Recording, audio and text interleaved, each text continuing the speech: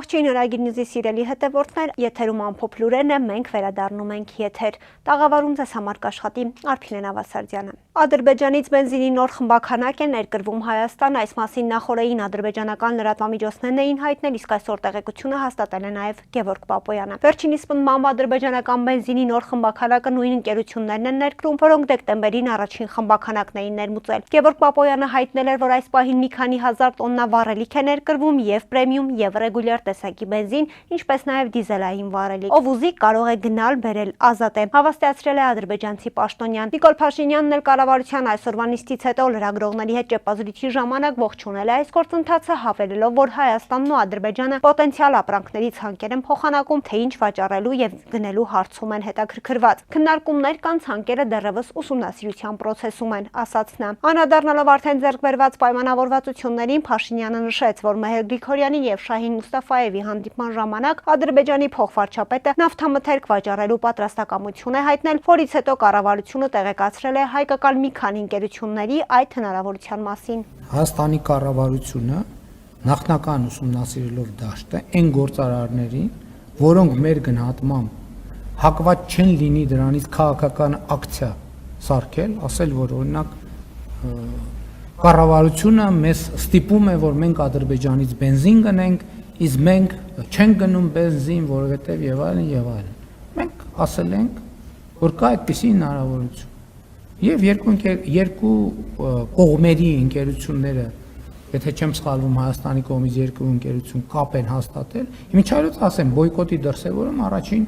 առաջին խմբականակի ներկրման ժամանակ եղավ, որովհետև եղան ցանցեր, ովքեր հրաժարվեցին վաճառել այդ բենզինը, ինչը նշանակում է, որ մեր նախնական մտահոգությունը եւ մտավախությունը ճիշտ էր։ Ասաց Փաշինյանը, նշելով, որ բենզինի առաջին խմբականակի ներկրման ժամանակ բոյկոտի դրսևորում եղավ, որովհետև եղան ընկերություններ, որոնք հրաժարվեցին վաճառել այն։ Չնայած հեծը ավելի քան 6 ամիս է կառավարում է ԿՊԱ-կան Ռոմանոս Պետրոսյանը, այնուամենայնիվ Նիկոլ Փաշինյանը ամանորի գիշերը եւ տոնական օրերին հոսանքազրկումների համար մեղադրել է հեծի նախկին կառավարիչներին։ Նախ ես կարծում եմ, որ այն փաստը, որ մարդիկ եղել են մարդիկ, որ ամանորի գիշերը անցկացրել են հոսանքազրկված բնակավայրերում, ցույց է տալիս այն կառավարման արդյունքները, որ նախորդիվ շրջանում իրականացվել է Հայաստանի էլեկտրական ցանցերում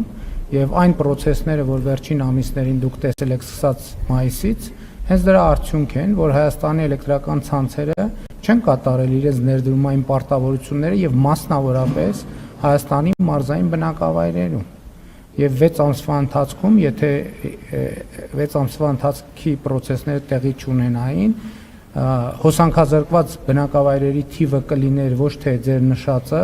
այլ ձեր նշածից 3 անգամ ավել։ Փաշինյանը վստահություն է հայտնել, որ եթե հեծի շուրջ վերջին 6 ամսվա process-ները տեղի չունենային, հոսանքազրկված բնակավայրերի թիվը կլիներ 3 անգամ շատ։ Եվ ես հիմա այդ թվում շատ լուրջ կասկածներ ունեմ, որ այդ ամենը արվում էր երկար ժամանակ Հայաստանում քաղաքական դժգոհություններ գեներացնելու համար,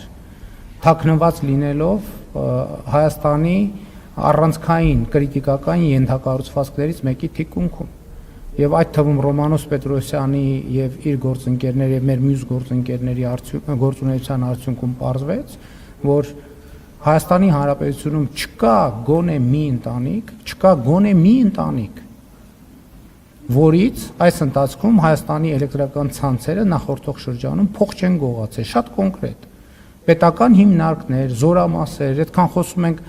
բանակի եւ պետության մասին, եւ այդ ամեն ինչը դրա արդյունքներ, եւ ես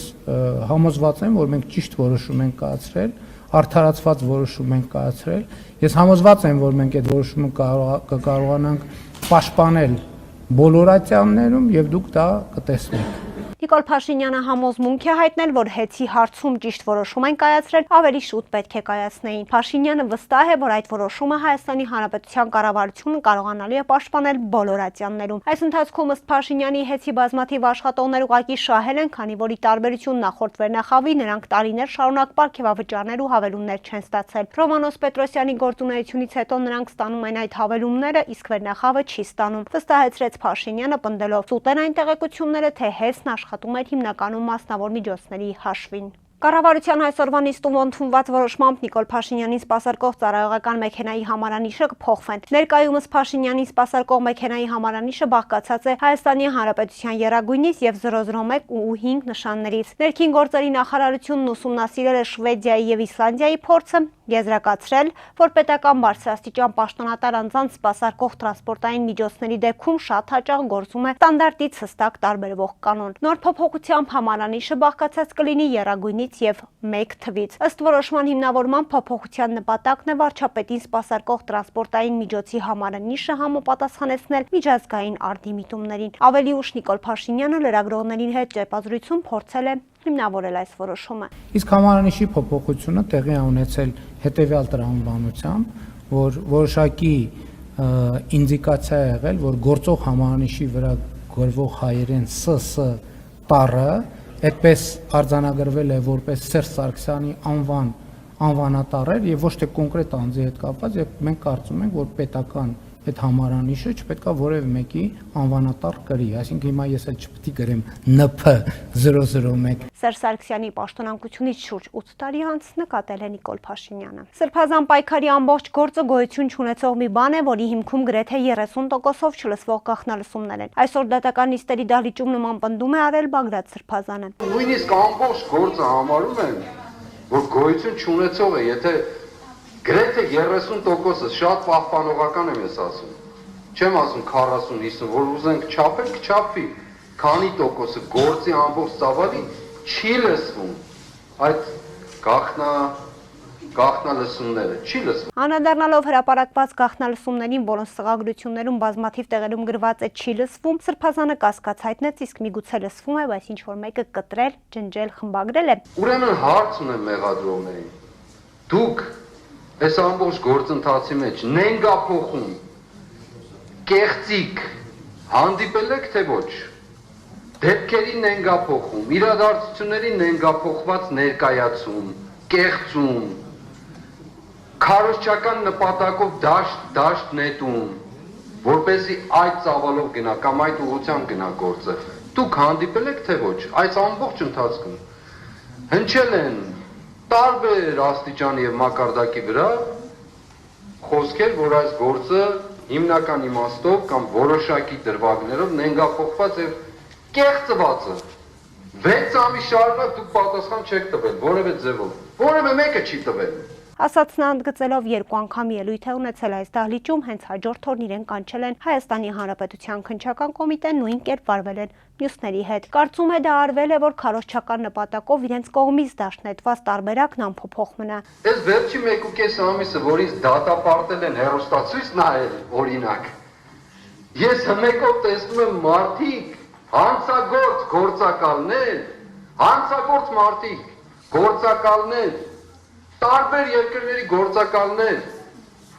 որոնք հսկայական փողեր են ստանում, ասենք օրինակ այս մարդկանց ինձ եւ այս մարդկանց համարում են գործակալ, համարում են ահաբեկիչ, համարում են չգիտեմ ինչ ուզեք եւ ոչ մի պատասխանատվություն։ Բացարձակ ոչ մի պատասխան, այլ չասեմ ստախոս քննչական կոմիտեի ղեկավարի զրպարտող արտահայտությունները, որոնք մինչև այսօր պատասխան չեն ստացել մեր կողմից բարձրացած հարցերին։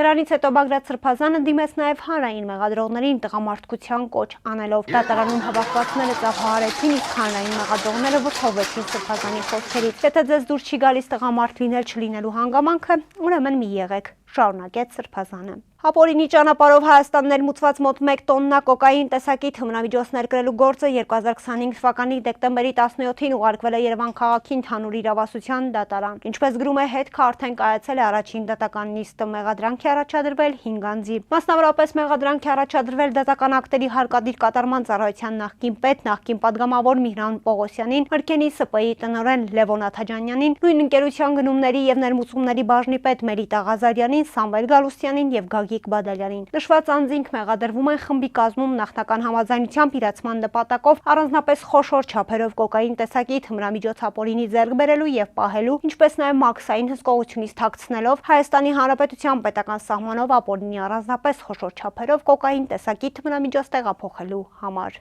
Արցախի Հանրապետության վերջին նախագահն այսօր դատարանում մեկ անգամ եւս պնդել է, որ պատմաբան Նժդե Հովսեփյանն ու կրթության եւ գիտության նախարարությունը զրպարտել են իրեն, երբ հայոց պատմության 9-րդ դասարանի դասագրքում իրեն են վերագրել Արցախի լուծարումը։ Այս մասին հայտնում է Ազատություն ռադիոկայանը։ Դասագրքի այս մասի հեղինակ Նժդե Հովսեփյանն իր հերթին հակառակն է ներկայացրել, հիշեցրել, որ իր աղբյուրը եղել է Արցախի տեղեկատվական շտաբը, որն էլ 2023-ի սեպտեմբերին հրապարակել էր Շահրամանյանի հրամանագիրը։ Երևանի քաղաքացիական դատարանն այսօր ավարտեց այս քննությունն ու անցավ խորհրդակցական սենյակ։ Ինքը Շահրամանյանն այսօր չցանկացավ պատասխանել լրագրողների հարցերին։ Վճիռը կհրապարակվի 15 աշխատանքային օր հետո գրավոր ընթացակարգով։ Այսօր հունվարի 8-ին ավտովթար է տեղի ունեցել Երևանում ժամը 08:15-ի սահմաններում Բաղրամյան պողոտա թիվ 75 շենքի հարևանությամբ բախվել են Կոտայքի մարզի բնակիչ 22-ամյա Դավիթ Գ. վարած Նիսան Մակնիշի, Արագածոտնի մարզի բնակիչ 48-ամյա Արման Բ. վարած Ջիփ Մակնիշի, Երևանի բնակիչ 39-ամյա Սամվել Բ. վարած Ֆորդ Մակնիշի եւ Երևանի բնակիչ 34-ամյա Դավիթ Խ. վարած Մերսեդես Մակնիշի ավտոմեքենաները։ Ինչպես հայտնում է ֆոտոլրագրող Գագիկ Շամշյանը, վթարի հետևանքով նախնական տեղեկությունների բարեբախտաբար ուժազներ չկան։ Վարորդները ենթարկվել են սթափության փորձաքննության, եղել են սթափ։